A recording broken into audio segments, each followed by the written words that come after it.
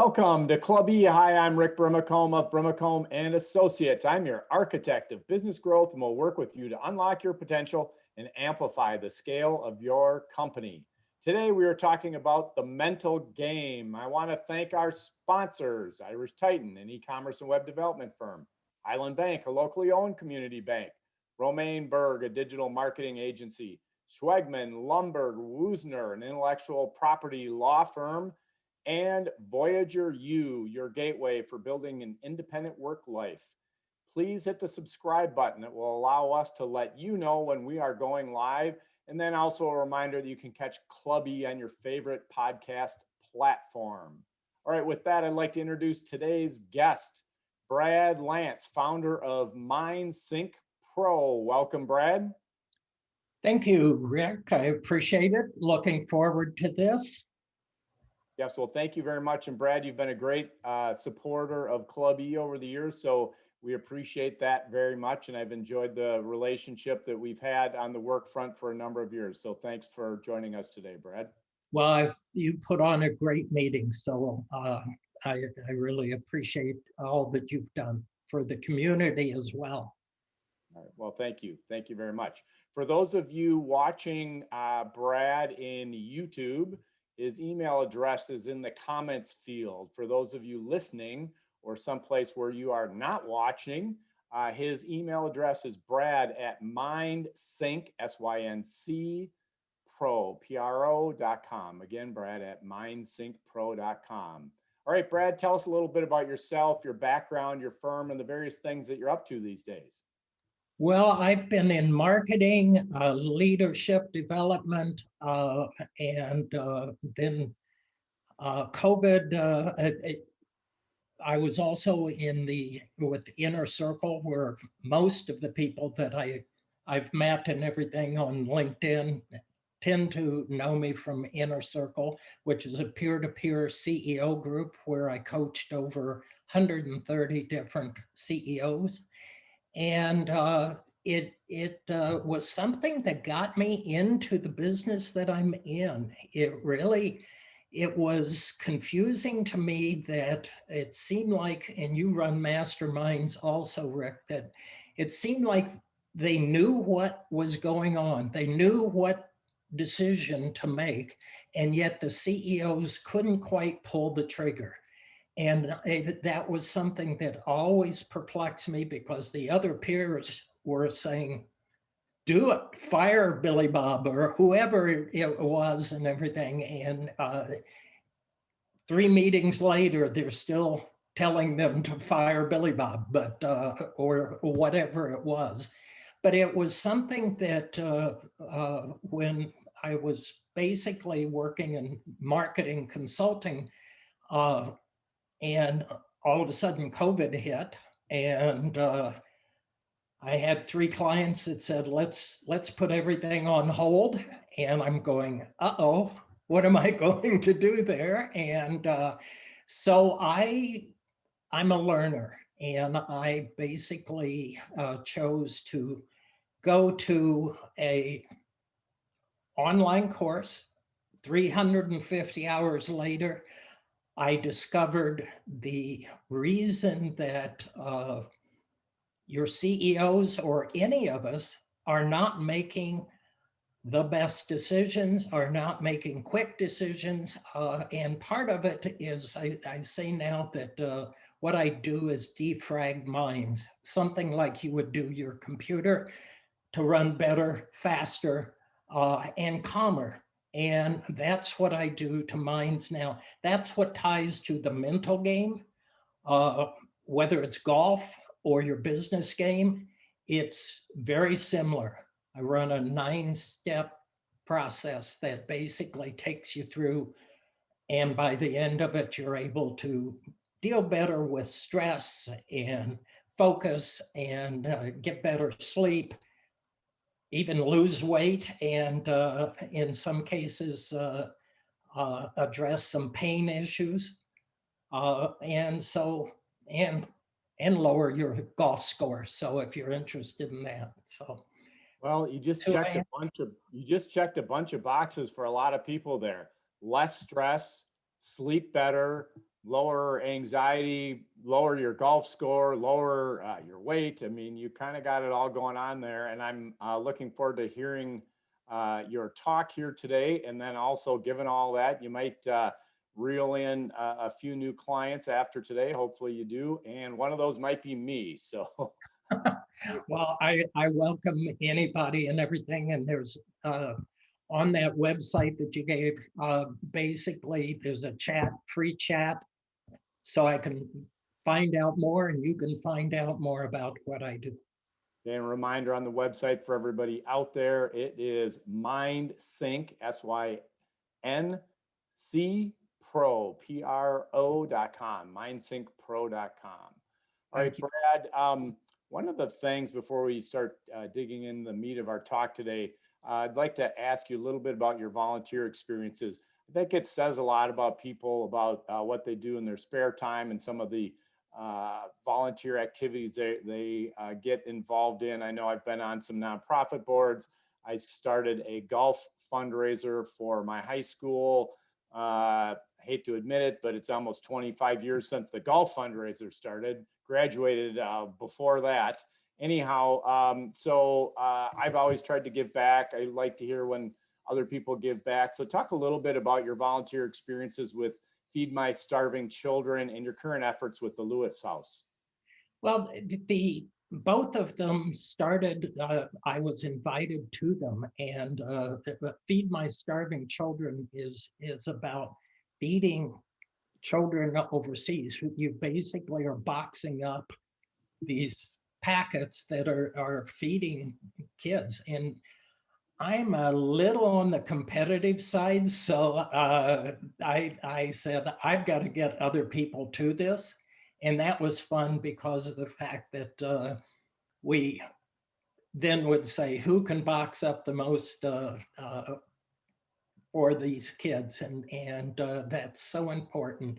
And I got the Lewis House started as a golf tournament like you're talking about and everything. And it's just a very special thing that deals with kids that are unable to help themselves. And the stories that come out of that are just amazing. It's worth the price just to go and listen to the kids' stories. It was very special, but I guess helping others that haven't been able to help themselves is something that I really appreciate others doing, and I try to get myself involved in those things. Yeah, well, that's great. That's great. And also, I'm sure that you can add a lot of value given all that CEO coaching that you've done over the years. So thanks for doing that. So into your talk here, let's start with the 11 rules of the mind that are governing your subconscious, and it controls 90% of your actions. Tell us a little bit about that. And then what about the rules of your game for that? Well, most of us, if let's take, for instance, football.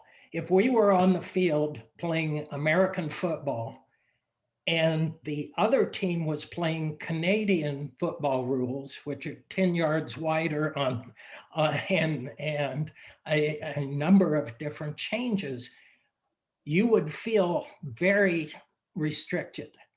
And yet most of us don't realize that there are 11 rules that are affecting us on a daily basis that we're having to deal with, and we don't even know it. So if you were breaking rules and of your mind, it's like one of them is your mind is hardwired to resist the unfamiliar and always goes back to the familiar. You see this in if you have a gymnasium membership. We used to hate Januaries because Januaries was when all of the New Year resolution people would come in there and just, you couldn't get a machine or anything else. Now there's a gymnasium on about every corner, so you're able to do that. But back when I started, there weren't, and we hated it. But by the 15th of January, 27% were gone. Then you go in at the end of the year, only 8% of those who make resolutions keep the resolution. Well, it's like if you're right-handed and you brush your teeth with your left hand, or write with your left hand, it feels really, really awkward. But I know a person who damaged their right hand. They were right-handed and they learned to write with their left hand. So we can do this. We can change. Unfortunately, we think that change is 21 days because somebody came up with that number. 21 days is just where your cognitive mind grasps the concept and starts. And the average is 63 days to change your habit that you're trying to break. So if you stop after 21 and you say, well, it didn't work.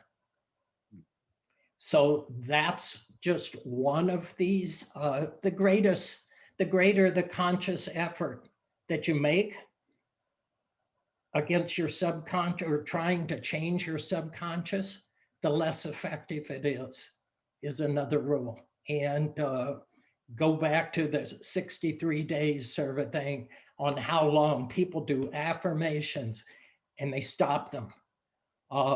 People try to meditate and they stop it because it's hard to clear your mind. Well, do you want to stop breathing? Because that's about how hard it is to clear your mind. It's an automatic system that you're doing. And so it's focusing the mind that you're able to really change the mind the way you would like to. An emotionally induced symptom another one is can cause organic change if persisted long enough. And for instance, on this would be something like, don't worry or you'll get an ulcer. Well, you don't normally get an ulcer immediately, but prolonged worrying first generally causes acid reflux, then causes your IBS, then causes H. pylori, then causes an ulcer, and the doctor who sewed you up says, go to a neurologist. So you just saw 5 doctors when you can break that very quickly if you know some of these rules and are able to adjust your thinking. It all starts with your thoughts. It goes to your feelings. It goes to your behaviors, and then eventually becomes beliefs. And your beliefs are sometimes true, but sometimes they're not factual. Have you ever perceived something when you saw, if there's an accident, you see an accident and a policeman asks 5 people what they saw, they get 10 different answers, on it. So that's just 3 of these rules. I could go over all 11 of them and everything, but we probably don't have enough time for that. All right. Well, a reminder to everybody that they can reach out to you either via the email that's in the comments field or the website. And the website again is mindsyncpro.com. So yeah, thanks for sharing a few of those rules. You touched on, hey, you get an ulcer, but then there's multiple steps that lead up to that. Turns out that 9 of 10 doctor's visits are stress related. How can people reduce their stress? Well, I have a 9-step program to do that, but it's stress is, I look at stress and say it's an emotional response to your circumstances. So depending on how you react to your circumstances versus respond to your circumstances can make a huge difference. Stress is really a lack of control. It's a lack of predictability or projectability, and it's a lack of progress. So how do you respond? Basically, one of my processes is mindfulness. And it's just bringing you into the present so that your awareness is able to overcome the past, which is your subconscious.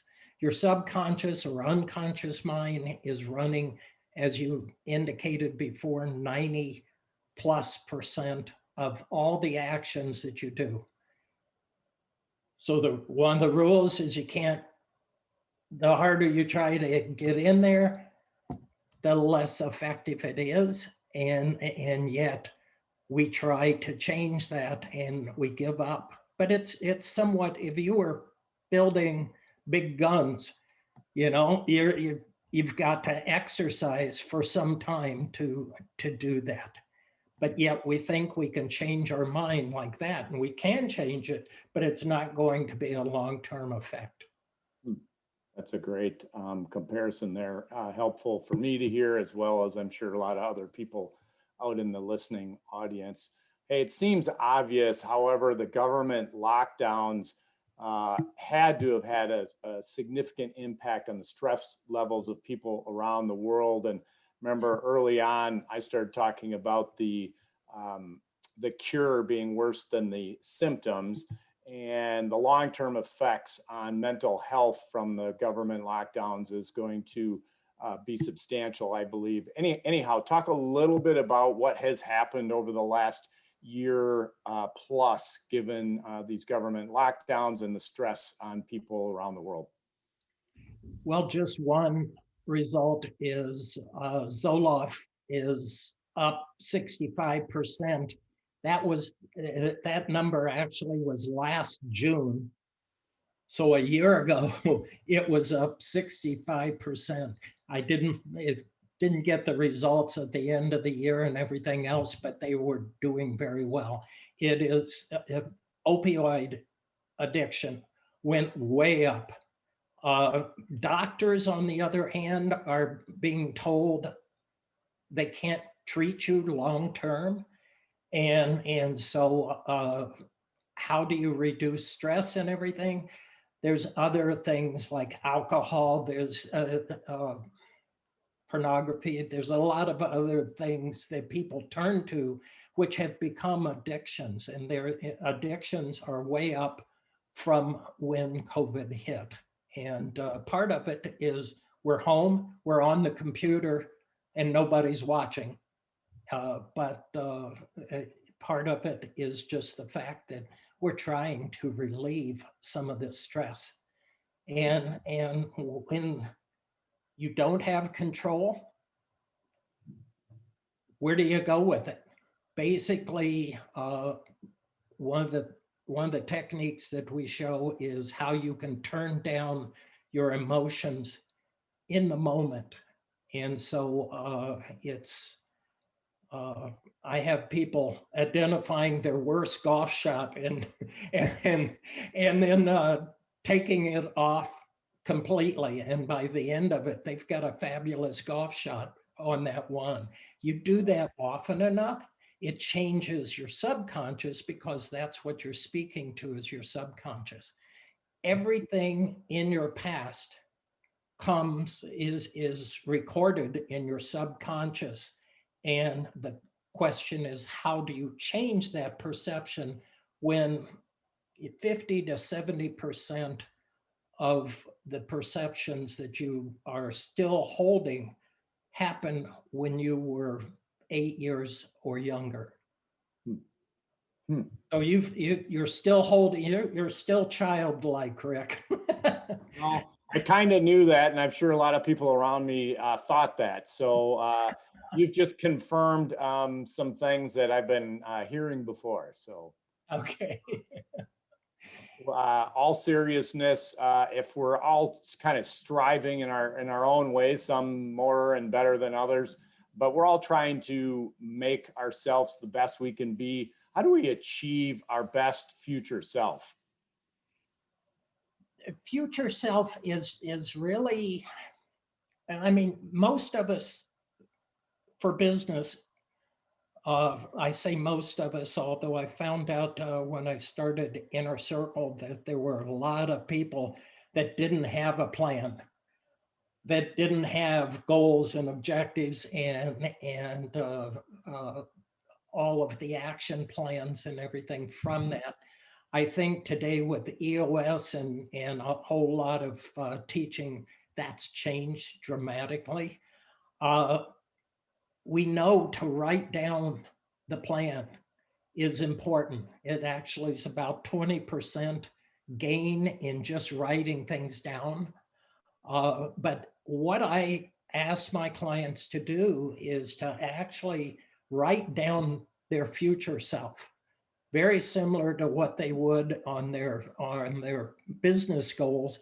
They're saying, okay, I want to volunteer more. I want, and you put it down and you put an action plan around it. One of the biggest issues still today in businesses is the actually execution of the plan. And that's a huge part of what I provide in my teaching is how do you execute this thing? And then finding somebody to hold you accountable personally as well as the business thing. So a lot of business and personal action is disconnected and misses each other. And so connecting these two comes from writing both of them and comparing them and just saying, oh my gosh, we've got two different offers here. And how do we change that? And so really your mind, your subconscious is like the genie in the bottle and you're Aladdin. So you're rubbing that and it's waiting for your command, but depending on how you talk to it, can get a totally different result. In golf, one of the things that I talk about is trash talk. Well, if you're saying don't, your subconscious doesn't understand contractions. Your subconscious doesn't fully understand future tense. So again, going to the mindfulness, which is present tense, is the place to stay at on a regular basis. And some of the myths about not using only 10% of our brain, neurosciences have proved that to be a myth today, that we are using 100% of our brain. We're just not focusing it in a way that that future Brad or that future Rick needs to focus. And so if it's not focused, just like your business, if you take your eye off the ball, what happens to that ball? And so many of these things are just normal things that you sit there and people say, well, that isn't new. And I'm saying, but you said you weren't doing it. So it's really accomplishing that. Yeah. Hey, give one more example for the audience just to clarify what's the right way to kind of talk to ourselves, talk to our subconscious. Just give an example. Hey, don't do this, do this. One more. I'd appreciate that. Well, again, I love golf, so I'll use another golf image and everything. But your mind your subconscious is looking for specifics. So it's just like they say in networking groups, you need to be specific as to the audience that you want or that you're looking for. With your mind, it's looking for specifics. So with golf, it's saying just on the inside of that limb on the right-hand side, and you don't mention the water, because mentioning the water, your mind can have, in the 1 second of your swing, can have so many different thoughts that will change your body position in that second. And so I've got ways of basically, they're pattern interrupts where you are able to say, in my case, I use a non-golf term as I'm swinging, non-golf and non-performance term. I use Yahoo as I'm swinging. It distracts it. Tiger uses clown's mouth, or used to, for putting. And so, the clown's mouth at the putt-putt place, he would use that, but it distracts your mind so that you're not saying, oh, I've got to turn my hand this way, or whatever you're doing in business relates to that too. So you talked about belief systems being heavily shaped when you're young, and a lot of the beliefs being formed when you're 8 years old or younger. Talk a little bit about the causes of limiting beliefs and how we can change them. Well, limiting beliefs, as I mentioned before, 50 to 70% of your beliefs, your personality was formed before age 8, and you carry forward that. So that's formed by authority figures, number one being your parents, teachers and other people like that, and peers, and what they say about it, you. And it's amazing.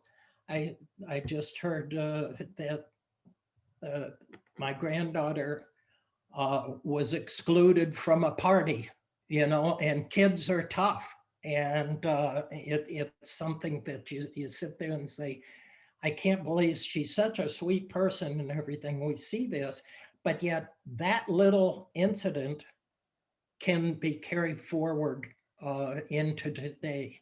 One person that I dealt with, her husband, a newlywed, and her husband and her had the first fight. The husband walks out to cool off, and she drove away and bought a gallon of ice cream and a package of Oreo cookies. Unfortunately, she continued to do that because what happened to her at age 3, when her mother dropped her off at the babysitter, and the babysitter said, oh, you can leave, and she was crying. The babysitter sat her down and gave her Oreos and ice cream. And she came to me for weight issues, and she'd gained 50 pounds worth of Oreos and ice cream, and it all stood back to age 3. Wow. So it's amazing what something back there, you and I could experience the same issue, and it would affect me totally different than it did you. And so it really is, in some cases, like peeling an onion to find those limited beliefs. But in some cases, you find the core of the onion, you collapse it, and you help them to see the truth, and you help them to see the facts rather than the truth, because we create our own truth. So many times we think that what we are saying is true, but what we're saying was developed on this filter in our subconscious, and that's why you see an accident and you describe it totally different than somebody else, because you're filtering it through your past. Same thing for business, same thing. So you experience an awful boss, and the next boss has a tough row, because anything that they say that's similar to the past boss, you're judging from the past. And so that's your truth. Is it the facts? But if you go into your subconscious, you're able to actually see that moment in time and realize the facts and the truth about it and replace that collapsed memory with something else. I'm sure that feeds in, go back to the golf, which I know you really enjoy. I'm sure that feeds into lowering your golf score. So how do you do that with the golf's mental game that we've touched on a little bit? Well, last year I had a 16 handicap. I went down to a 9 handicap using my program. And so I built a product for that. But it really, the first thing is your mind is on guard duty all the time. And by that, what I'm saying is your guard duty is your amygdala, which is present in all of your senses. So if you visited a farm, a pig farm, all of a sudden you're going, whoa, this is really strong. Once you're there for 10 minutes, it's not, you don't even recognize it because your guard duty or your amygdala is trying to protect you. So it's a good thing. It's the thing that if you meet a bear on the path, it's saying, do I run, flight, or do I fight, or do I freeze and hope it doesn't eat me here, sort of thing, knowing that it can outrun you and you can't fight it. So but that's what all 5 senses go through on a regular basis. And it's something that you don't want to turn it off, and yet you need to be able to control it and very quickly turn it down. And so that's the first thing I do. That's the Yahoo that I do as I'm swinging. Breathing is, I teach people how to breathe. And people say, Brad, I've done this for however many years and everything, but 90% of us use 10% of our lung capacity because of the way we breathe. So if you place your hand on right at your solar plexus, you should, as you breathe, you should be able to see your hand moving in and out depending on your breath. And that's diaphragmatic breathing. Basically what that is the largest nerve in your system is called the vagus nerve, which goes from your head clear down to into your diaphragm and is attached to your diaphragm. You're relaxing that. And to relax that, that's why on the golf thing, he needs to take a lot of deep breaths now that he hit that shot into the water and things like that. So it's the same whether you're driving down the road and somebody cuts you off. It's the same in business, and it's a huge stress reliever to be able to breathe in through your nose for 4 seconds, out through your mouth for 4 seconds, and then hold that breath for 4 seconds. I do 30 of those in the mornings. And I suggested it to a friend of mine who had blood pressure issues. He went back after a month of doing that exercise, and his doctor took him off the blood pressure medicine. I'm not a doctor, so I'm not recommending that by any means. So there's my little disclaimer. How many times a day should somebody do that if they wanted to try it? What I try to do is 3 reps of 30. And that takes about 5 minutes each. So in 15 minutes during the day, it will, but you can, in 3 to 5 breaths in a stressful situation, you can basically take that your stress down significantly just by breathing. And I caution people when they do the exercise laying on the floor, I actually spread my arms out on the intake to expand my lungs, and then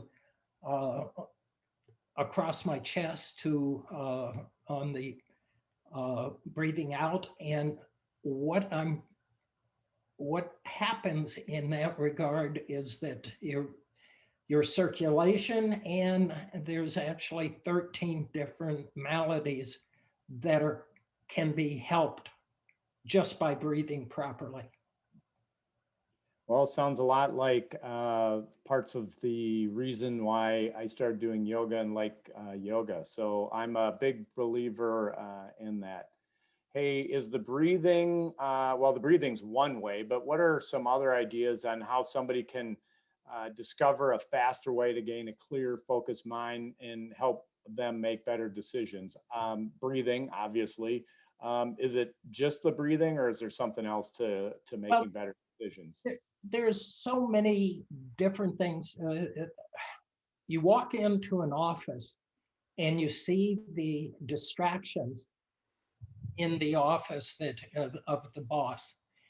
Just distractions itself, things like what you're watching on TV, things like what you're doing. Are you doing exercises? We all know that we should exercise, eat better, and lose some weight. But why do we not do it? Go back to my first part of it where I said, okay, we've got to really look at what it is that we're not doing. Visualize and speaking is a huge thing. On your future self, if you look at your future self and say, can I see myself 3 years from now, and what will I be doing? And actually visualize that, it will speed it up about twice the speed of what you're doing. So you're visualizing it and you're speaking it, which both go right into your genie that you're rubbing here. So you have talked a little bit about nutrition and taking care of yourself, and tie that into words and how that impacts your subconscious about almost like eating junk food. Yeah, it's although I remember a guy who ate nothing but McDonald's meals and lost weight, I don't think he was the normal. And I can't believe he lived long after that. Three of the biggest areas, the limiting beliefs, going back to that, but that almost everybody will say they've got one of these, if not all three, and it's, I'm not enough, I'm different or defective, and I can never attain or achieve that. Those are the most destructive, bad junk food that you can possibly say to yourself. Hey, Brad, say those one more time, please. It's, I'm not enough. Okay, not enough. And you finish the sentence. That's ... after that. The second is, I'm different or defective. Okay, different or defective, okay. And the third is, I can never attain or achieve that, whatever that is. Okay, I can never attain or achieve that. All right, yeah, those are great things to make sure that you're not doing. And it's very similar to the golf shot where you say, don't hit it in the water on the left. If the subconscious doesn't hear don't, then it's saying, I can do that. I can hit it in the water on the left. And lo and behold, it happens. I played with a guy who did it almost every time on the same hole. So didn't seem to want any help, so we didn't offer it. But it really is, what is the positive belief that you do want? Affirmations do work. They're just going to take time. Yoga is a wonderful, you mentioned that you do that. Yoga is probably the best on relaxation and stress relief. If you're doing an exercise, I do a 7-minute exercise that every day, just because some days I don't have time to do the longer one. And I'm saying, if I can't break out 7 minutes, then shame on me on that one and everything. But stress is a huge thing that I focus on, is the word focus. I created an acronym for focus. It's called, the first is FAST. So in other words, there's distractions that you want to get rid of, whether it's a messy desk or whatever. And I used to have a very messy desk. So I would say, I know where everything on my desk is.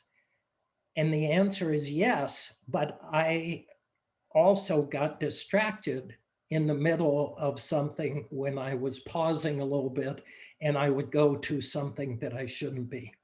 The second is opportunities. Where do you excel? Add the most value and enjoy yourself.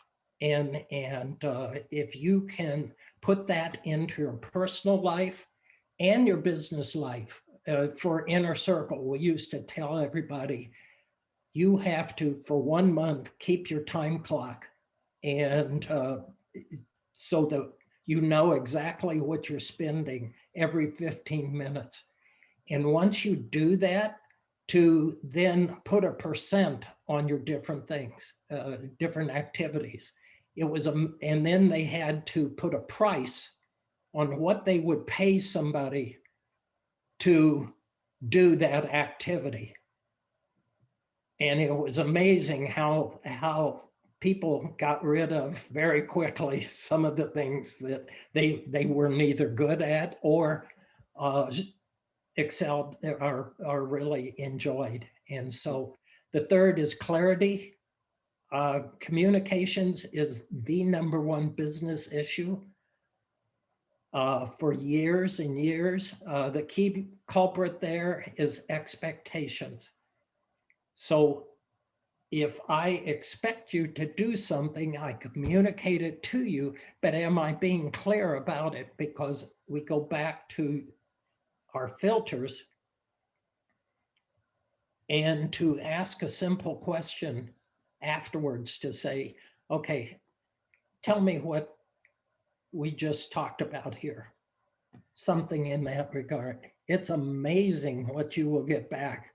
You'll say, I wonder what meeting I was in.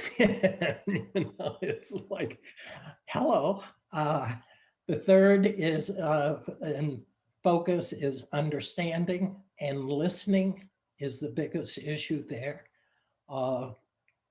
Thinking about how to react versus really understanding what they're saying and being able to respond with that. And the S is strategic, and it's gaining overall long-term advantage and following the vision. This is why EOS and some of the practices out there are so popular and everything. But along with stress, our focus is shrinking. They're saying that the goldfish concept of 7 seconds is no longer, we've got to come up with a different example of how long our focus can stay in one area. So it's, if that's shrinking and there's a correlation in stress, you got 2 things working against you right there. So you talked about words being like nutrition. I would assume that that also goes to what you watch and what you listen to. So the TV, movies, internet, video sites, video games, etc. I would assume that has the same kind of impact on your brain as what words you choose to use.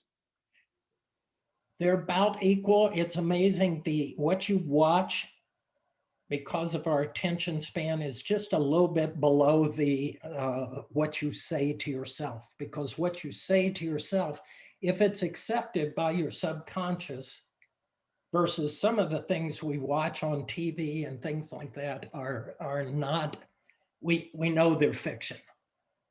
But how many times have you got emotional in a scene on a movie or something, and if our emotions can go up, then how do we bring them back down? And blue screen has been shown,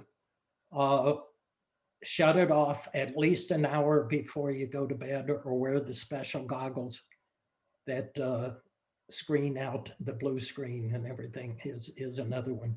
But your visualization, if that's, as I indicated before, will cut your time in half to accomplish something, then these visual elements will increase it significantly as well. Okay. Two last questions for you. First one, and you mentioned this before, sleep. It's one of the more important elements to your health, yet 65% of US adults say that they don't get enough sleep. Well, first of all, what is the proper amount of sleep? And secondly, what's the solution to getting more sleep? I suppose it's not even just more sleep, it's better sleep. It's better sleep, and part of it is the blue screen. That's one of my 10 steps on that, is shutting that off, because it keeps you in a much lighter sleep pattern than what you would receive if you didn't do it. Go back to guard duty. In sleep, you're basically, your mind, if you get up in the middle of the night and you go to the restroom or something like this, and you come back and you got a song on your mind, do like I do with, okay, Google, shut off the song. It's amazing how quickly that song can go and everything. But the way to stop it, and wouldn't it be nice to have somebody working for you for free, which is you develop 3 lists. Your to-do list for tomorrow, you write that down and you read it before you go to bed, because one of the reasons that you're waking up is your guard duty is remembering something that you really need to do, that's upcoming. And it's amazing, your subconscious doesn't sleep, so it's working all night for you. So there's your free hired person that you're using, is your subconscious. And it's amazing, they have shown all sorts of research where people will come up with the idea the next morning immediately upon waking, where they'll have oh, that task is easy because here it is. And productivity goes up with people that do this as well. Second list is your 6 months list. So if you're taking a vacation, if you're going to have a wedding or something like that, to put that on that list so that your mind is not waking you up on that. And then the third element is a sheet of paper or pad and pen beside your bed, so that if you do wake up, you don't even have to open your eyes. You can just sit there and scribble down something on that sheet of paper. The subconscious does not know the difference between your scribble and the actual word that you wrote. Your subconscious is taking that out of your guard duty, is what is happening. And so that's just a couple of the different ways to sleep. If you are, the research has indicated is that if you're losing hour of sleep per night for a week, that your productivity is the same as being drunk. Wow. So I don't know if any of your audience ever gets drunk, but they might think of the fact that their productivity, if they're losing sleep on a regular basis, really goes down. And going to sleep at the same time and getting up at the same time, rather than sleeping in, that's another one of the 10 that is very important, because your body and your mind likes consistency, likes familiarity. And so that's just 3 of the 10 steps that we do and everything. But the person that one of the people that I was working with said after one meeting, he was sleeping like a baby, which isn't the best thing. It's an expression sometimes that's not accurate, again, the true versus factual sort of a thing. But we all know what he means by that. Yeah. All right. So I know over the course of your career, learned many, many things, much of which have impacted you and made you who you are today. Without maybe going into too much detail, just talk about one lesson that you learned over your career that you wish you would have learned sooner. I think I would take what a young man that was really struggling with homework in this COVID period, because it was remote learning and everything. And he said, I had no idea the mind was so powerful that it could remove pain, it could better sleep, it could, if you wanted to lose weight, he didn't need to, but all of these different things. He went home and taught his little sister half of my things. So he got a twofer. That's but it's really the power of the mind is, they say that you can teach people chords, and another person not playing the piano, but teach them the finger movement, and they will both be at the same place in 2 weeks on being able to play the piano. Very interesting. Hopefully somebody out there in the listening audience can try that and let us know how that went. I'd be curious. Good talk today, Brad. I'd like to have you back because there's some stuff I'd like to explore further. But if there's one key takeaway today, what would it be? The takeaway is that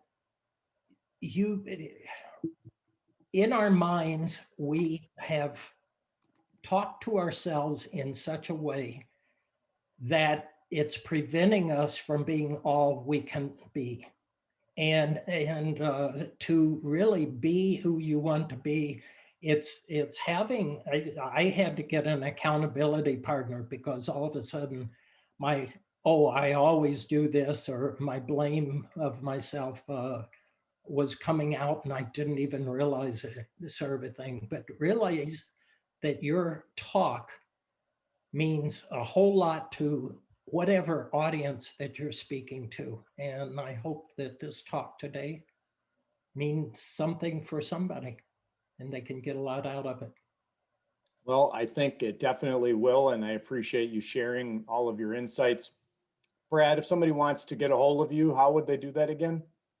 It's just Brad at mindsyncpro.com, and they can go to the website at mindsyncpro.com. You can schedule a half-hour free session on the scheduler there, and according to whatever your schedule will permit. So love to talk to anybody about it and answer any questions I can. And to our audience out there, Brad and I have had many interactions over the years, and I'm sure if you'd reach out to him, you'd get a lot of value in doing so. So I'd encourage you to do that. Again, it's Brad at mindsyncpro.com. Brad, thank you very much. We'd love to have you back. And assuming that you would, I look forward to that. So again, thank you. I would love to come back, and thank you, Rick, for taking the time. Thanks.